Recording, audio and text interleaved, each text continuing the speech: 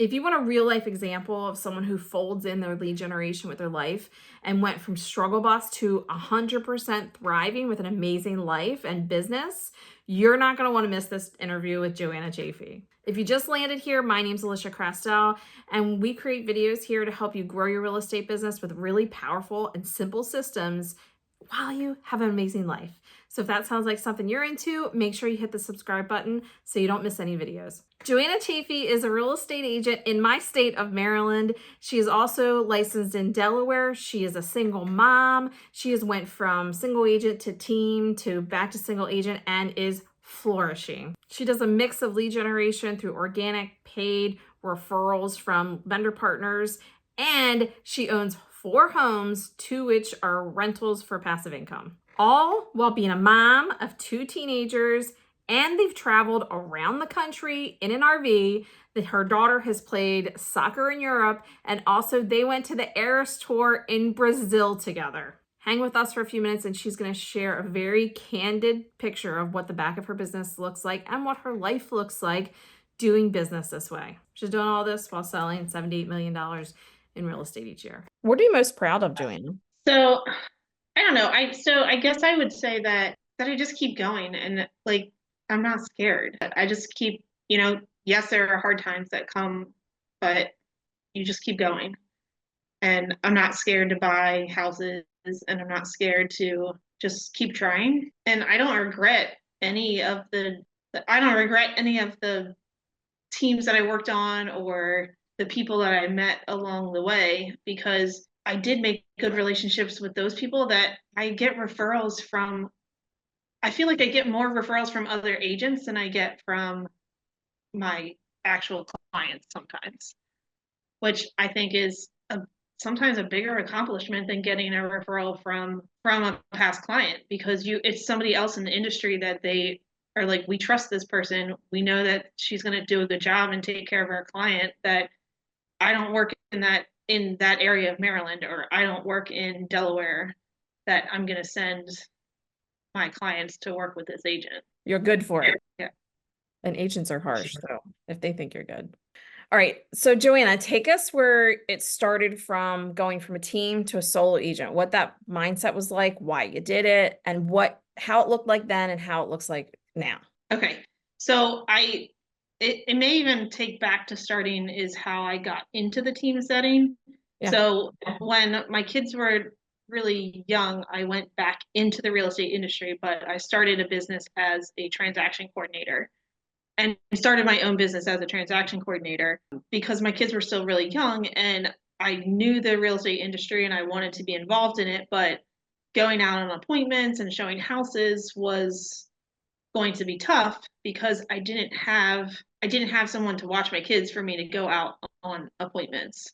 So I started the transaction coordination business. And then as my kids started to get a little bit older, that it was easier to get them in daycare or I had more support of people to be able to watch them, that I decided to become an agent again. Well, I guess I didn't. A team hired me from being a transaction coordinator to being an assistant for their team. And then I went on from being an assistant to managing a team. And when I was managing that team and working as that assistant for those years, I was commuting over an hour each direction. And I was required to be in the office 5 days a week. So from that decision, I was leaving in the morning before my kids were awake for school. I was getting home when it was probably just dinner time or a late dinner time. I wasn't taking them to school. I wasn't picking them up from school. They were starting to get into the age of activities. So going to sports practices and sports games, I sometimes was missing those events as well. So long story short, so I went from being that manager of a team to deciding to go out and just sell real estate on my own again. And that's where we are. So now I get to work from home and I've gone through years where I still actually do help coach one of my daughter's teams. But I don't think I really ever miss one of their games unless, their games are overlapping. And both of my daughters right now play on 2 soccer teams. So we are on the soccer field almost every single day of the week. How have you been able to go from scheduled like that where you're missing stuff in the morning, you're missing games, you're tired, to being able to work around that and also be able to get business? So it really, like, I talked a little bit about making relationships with agents, and it's also just been making relationships with people in the community and realizing that I can do stuff that I enjoy and get business from that rather than feeling like I need to sit behind a computer and make calls for 2 hours.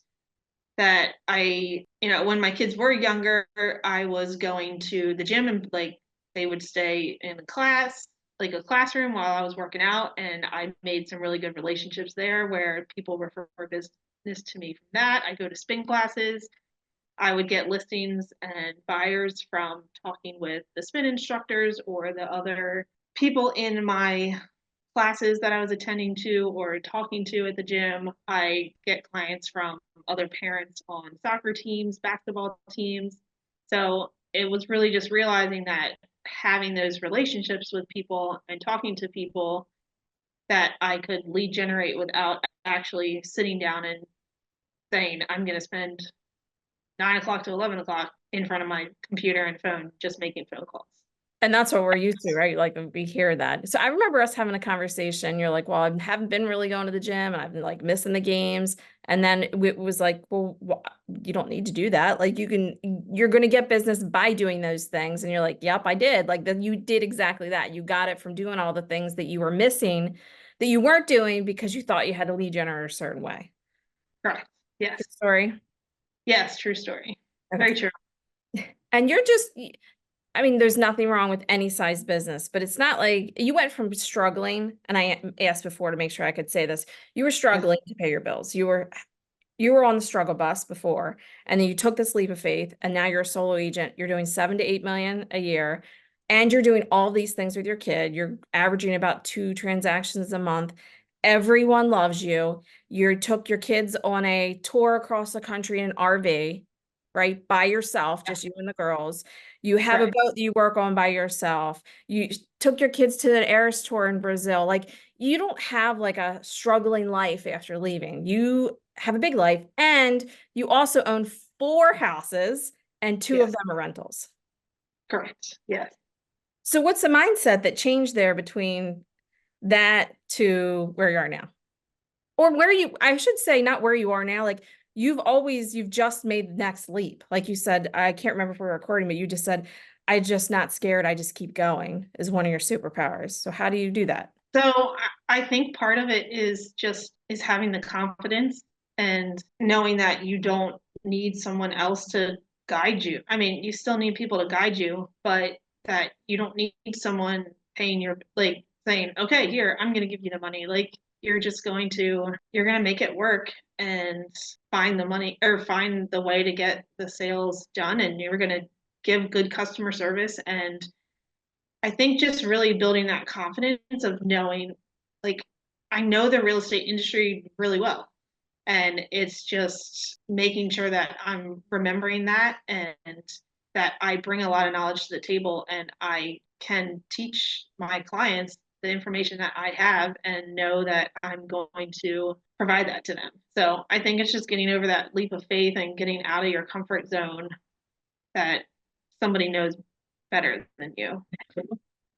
Your rental homes, was that a tough decision, or you're like, it's just the next thing to do, I want to do it? So, and I don't know where I got this idea when I was younger, but for some reason, like right out of college, I just knew I wanted to be an investor, and I don't know where that came from because my parents were, both of them, I think, bought like after they bought houses together when they were younger, but after they divorced, they both rented, and we didn't, neither of them bought their own house again until after I went to college. So it wasn't something that I watched and saw. I just, for some reason, decided like that's why I got into real estate because I wanted to be an investor. And it took me a lot more years than I actually bought my first house when I was in college and I rented rooms out to my friends. So I basically like was able to get through college without having a rental payment because I just rented rooms out to my friends while I was in college. And I just, that was what I wanted to do. So it took a little bit of time to get over that, I guess, being scared and taking that leap.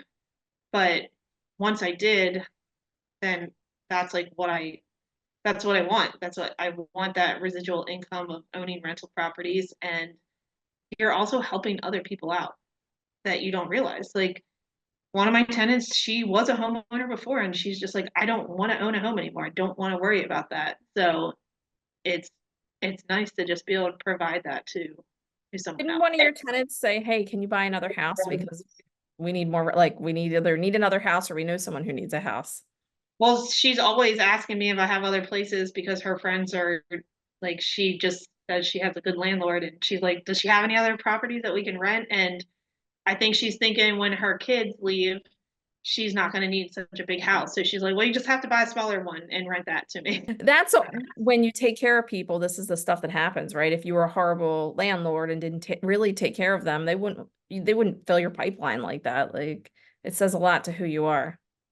Yes, like, and for example, her daughter's looking for a rental property and she just reached out and she's like, you know of anyone in this area that has, a property? We're looking for something for her for next school year. So That's how you do it. Can we talk a little bit about your lead generation? We mentioned a couple things in passing.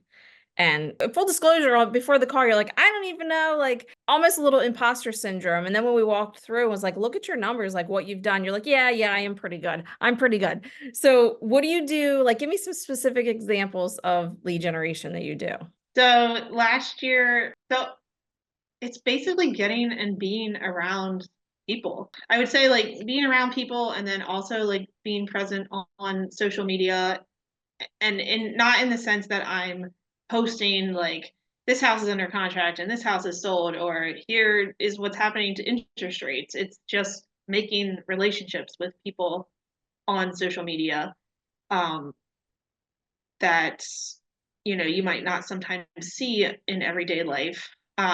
Trying to do events where you're just gathering people. So last year you know, I did a movie night where I rented out the movie theater and it gives you a couple touches to your database. I'm probably the worst person to talk about databases because I don't nurture my database the way that I should. That if I did, I maybe would double my business, but I just still try to like get out there and talk to people and go to events or host events and I think in some of our groups, we've had discussions that it doesn't necessarily have to be something that you're hosting and you're paying for and that you're inviting people to. You're just organizing it.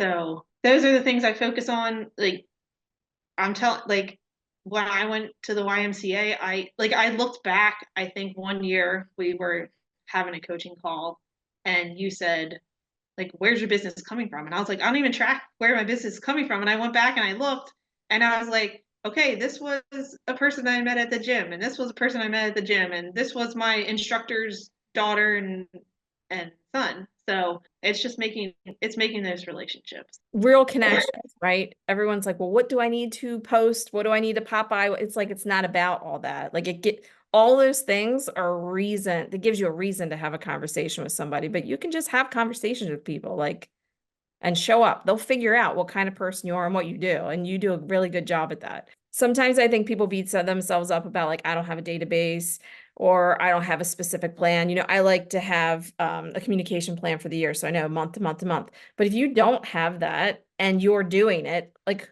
why beat yourself up for it, right? Like you're doing it, you just don't have it planned out like that. Okay. I do remember you talking about the movie night. I'm like, that's a great idea Yeah. to.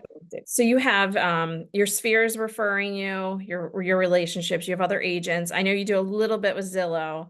So you're Yeah. doing all the things. Where do you think the majority of your business comes from? So I would say this past year, it's definitely been referrals. And it's referrals from my sphere, referrals from other agents, and other industry partners as well. So I so it's making it it's just having an impacting effect on the other people in the industry that you're working with as well. And knowing that a lot of them work with a lot of agents, and to know that they refer someone to you is pretty, I don't know, like you just feel good when you get a referral from a lender or someone that works in title. So Is there anything else that you can think of that you did to get business or keep your business running, get offers accepted, something that makes you special? I don't know. I mean, I think a lot of it is the knowledge. So, and I study, I'm one of those people that I'm obsessed with, I wouldn't say statistics, but I want to see what is out there constantly. So I would say like the first thing I do in the morning when I turn my computer on is I look at in the county that I live in, like every new house that has come on the market that day, and I just want to see what's selling and what's going on under contract. And I try to do it for, area other houses in like the counties that sit next to me, but it's not as small, so it's not as easy to, pull up and see like all the different houses that, I mean, it is, but just I'm not as familiar with that. So it's just really studying the market. And I would say just the buildup of, the team that I worked on, we did foreclosures and we did short sales, and it's that I can understand that. I had a house just this past week that it's a foreclosure and it has solar panels on it. And I asked the agent, I said, "Do you have any information about the solar panels? Because this was a foreclosure." And he said, "I don't have anything." So I was able to investigate and find documentation to find out who the solar panels were owned by and call the company and get a copy of the lease that Show people that evidence of success, that you know all this information. How do you show your potential clients that? we don't, and I probably should. I have seen you post before here and there, but that, like, you're so knowledgeable. I think you also have other assets that to be able to show the world, like, this is what I am behind the scenes. Yeah. It's funny too. So I feel like some people, when they know people better, they have trouble telling people, like showing those people close to them their knowledge, which I feel like I'm kind of the opposite. So, or like if you don't want to hurt someone close to you's opinion, or that's not the right way to say that. So, for instance, like 2 years ago, I sold my dad and my stepmother's house, and I went in and I told my stepmother, I was like, "You need to get rid of this, and you need to get rid of this, and you need to do this, and you need to do that." And it was funny that I could do that with someone that I knew really well, but I had more trouble going into a perfectly stranger's house and saying, like, if you want to get top dollar, you need to do all these things. And my stepmother just told me, she said, all of that stuff that you put on my list for me to prepare the house for sale was so helpful. And so I just try to always remind myself when I do go to a listing appointment or I'm going to talk to someone, like, you're not going to hurt their feelings. This is what you just really need to be assertive and tell people about this. So I know it's definitely something I probably need to be more vocal about showing to people, but especially in the realm of like short sales and foreclosures and people not understanding that, and just remembering that we do have a lot more knowledge than the everyday person. Yeah. Yeah. All that. I also think that you have the ability to people feel very comfortable with you, that you're gonna take care of them. And I think sometimes in this industry, we underplay that and we think, "Oh, well, that's not a big asset," and it's huge. Like, not everyone builds trust immediately, and you're one of those people, and I know a lot of people who I hang around with are those people. You're trusted immediately because you should be, because you take care of people, and that's the energy you give. And it's super valuable. It's true. Okay, so with what you're doing right now, what's the biggest opportunity you have in the next like coming year? What are you looking at? That this is what you want to do, or this is the next step, or just to make things easier for you? So one of it, I guess, is to keep doing the activities that I enjoy to get business. I think it's something I constantly have to remind myself that, because we in this business we're inundated with, okay, you have to have this many touches every month to this person, and you have to do this kind of lead generation and not it's not always true. It's not true. But it's something that we see on a regular basis that definitely I just have to remind myself that I know I'm going to get business if I do these other things, and being confident that I'm going to get business from going to the gym and going to my kids' sports activities, and that those are activities that bring me business. Is it part of Um, it because it doesn't feel like work? Like, that's not really work. I guess so. I don't know. Yeah, it just slips like it. What I wonder what causes you to like slow down on that, or like maybe Oh, for, you get tired and busy, and you're just okay. Well, I'm gonna go show a house, so that's more important than going to the gym this morning. and it's not. Well, it's not. It's not because your conversations and the things you're doing, going to the gym, the soccer games, that's your lead generation. That's what I would call your 20%, like the most important thing in your whole business that allows you to get the showings and the contracts.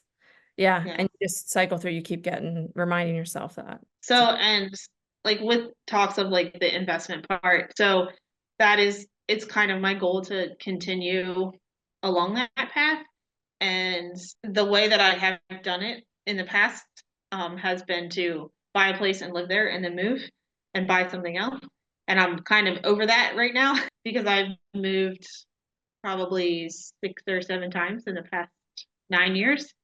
So I'm ready to be done moving for a while. And I do like working with investors also, and like helping those people, buy investment properties to build their wealth as well.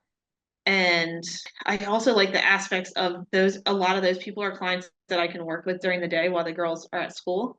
Mhm. So to be able to get, as much as I juggle nights and weekends around their activities, it would be kind of nice to, start to get more business that is less on the weekends and nights so that I can not be juggling, like dropping a kid off and going to show a house, which I don't not enjoy. So it definitely it works. But having those investment properties and just encouraging people to do it when they're young. See how many strategic decisions you're making, even if it's not like on a plan somewhere.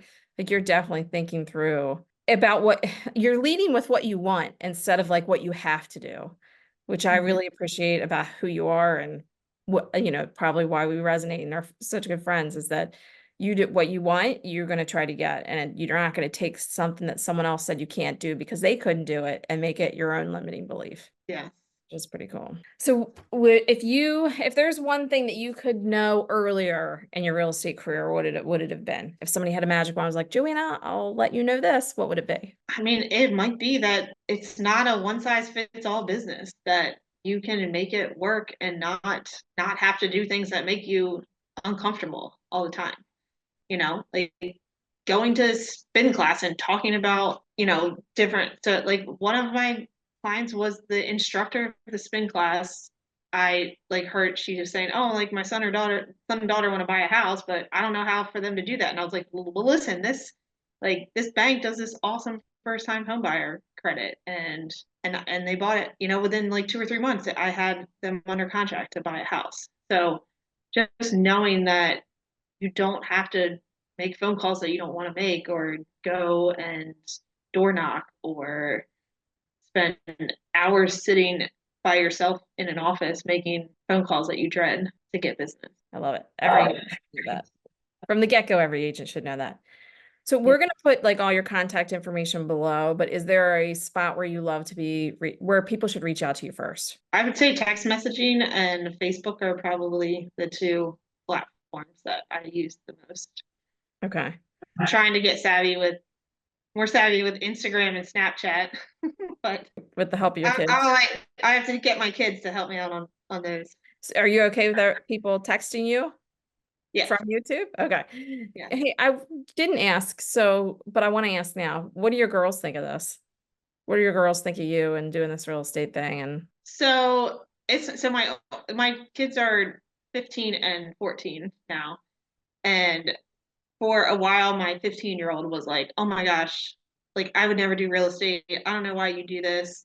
And now she's starting to be like, well, maybe one day I will want to do real estate. And, it's troublesome sometimes for them, especially when they were younger, when you have to take a phone call or you've got to run out to show a house and they want you to do something with them. But you also remind them, like, listen, we're able to be this extra time at the beach. Or what, last year, I don't think you talked about that at all. My daughter got invited to play with an Olympic development team in Germany and Austria. And we literally were invited a month and a half before we were supposed to go. And luckily, we had passports from another trip that we had taken. But I was like, if I worked for a regular company a month and a half, I wouldn't have been able to say, hey, I want 10 days off of work because I'm going on this trip. That the three of us were able to go and do that. So I think with reminding them when we're on trips like that, that like this is the flexibility that you can create. And I've been trying to involve them and like find out ways for them to work for me as well. Because especially my older daughter, she's ready to be working, and she did have a job for a little while, but with her school schedule and sports schedule, it makes it really hard. So I was like, if you learn how to do this for me, like you can work part-time for my Are they on movie. your payroll officially? Not officially, just kind of 1099. Okay. We gotta So talk about that. That's a that'll So help. last year, when we did the movie night last year, I told my younger daughter, I said, listen, I want to do this movie night. Get online and find a movie that's coming out around this time. And you're going to pick the movie that we're going to do. So she got online and she like Googled like what movies are coming out at this time. And she found the movie and picked it. And then we went from there to pick the date. So, and I want them to like they already have the travel bug because I've kind of pushed that. I don't want to say push that on them, but because we've traveled. The other night I was having dinner with my younger daughter and we have these cards on our table that are it's like a box of cards that you pull a card. It's called the talking ideas or something. So you pull a card and it gives you a topic. And the one question was, what do you wish you had more time to do? And my 14-year-old was like, travel. Oh, So I think they see that okay, having this career is something that that if we were to follow, it would have the flexibility. They know it's not easy, it's not hard, or it is hard, but it definitely can be flexible as well. But they also saw me sitting in a bathroom in Germany on the phone at 11 o'clock at night trying to save a deal. yeah. So So that's pretty amazing that they get to see this, like both sides of it, right? They get to see both sides, and you can make it what you want. Because there are plenty of agents who would have said, "No, I'm not going. No, we're not taking the trip because I don't feel like I can." Like plenty of agents who just won't. But you will, and you did, and you're able to if you open your mind to that. We talked about real quick your trip to across country. We talked about your daughter's soccer. I know people are going to want to know about what the Eras tour was like. Like you and your two daughters, because you took this leap, now went to the Eras tour in Brazil. What was it like? So it was pretty amazing. So that was their first overseas trip. And it's funny because none of us are really big, we're really big Taylor Swift fans. But for some reason, my daughter at the time was 13. I think she just saw people going to the concerts and she saw everybody talking about it. And she's like, Mom, I want to go to the Taylor Swift concert. And I was looking at prices in the US and I was like, this is ridiculous. Like I'm not going to pay this. And I traveled like quite a bit. I took my first overseas trip when I was 14 by myself, like not with my family, with people that I worked with. And so I've always just had a travel bug in me. So I have been talking to them for a while that I wanted to take them on a trip. So I was actually looking for Argentina because I lived in Argentina and have friends down there. So and the friends that I have down there, their daughter, when she was a baby when I went to Argentina, and when she graduated from high school, she came over and lived with us for a month here. So I wanted to take them to Argentina, but the way that her tour in Argentina was, it wouldn't it just didn't work out for our schedule with school as well. Mhm. So I saw it in Brazil, and I was like, I can buy our plane tickets and our tickets to the concert for, pretty much the same price as I would have paid for a ticket here in the States. That's So a Taylor Swift Eras Tour hack there. so we did that, and then we're obviously, you've heard from talk, we're big soccer fans. So it ended up also being that Argentina and Brazil were playing a World Cup qualifying game while we were down there. So we rented a car and drove from Sao Paulo to Rio and went to a soccer game down there as well. So it was definitely, it was different, and there were, there were some things to them that were scary, and there were things that were exciting as well, but we all had a really good time. Huge core memory. Could you imagine that like 10 years ago? Could you be like, yeah, definitely I could take my kids to another country on an Eras tour and not even worry about it? No. It's pretty cool. You have done a good job, Joanna. Like, pretty amazing. Thank you. You're pretty amazing. Anything else you want to say to everybody before we go? I guess it's just, don't wash your dreams, make it what you want. And, it is about attracting the people that you want to work with and like to work with. So you be you, and I don't know. It's the same thing as like cold calling, that, you get this vision that, oh my gosh, I have to be, I've got to be dressed to the nines and doing this to be successful. And it's not the case. I know lots of real estate agents that wear jeans and hats, or, we're showing houses in our clothes that we just left the gym. So it's, not having to meet that status quo, that I'm not going to be successful unless I am doing what they're telling me and I have the image that people think that I need to portray. Well, thank you, Joanna. I'm excited that you did this, even though you wanted to cancel, not do it. I'm glad you're here. Yeah. And I hope people reach out to you. If you have any referrals for Delaware, Maryland, we live in the same area, but happy to have you refer Joanna too. Like, she's top-notch. Appreciate it. Sure thing. If you enjoyed this video with Joanna, if you enjoyed this interview with Joanna, make sure you hit the thumbs up and comment below if you have any questions. We are going to be watching the comment section to get back to you. If you want more interviews like this, make sure you comment below more interviews so I know that you like this style of video.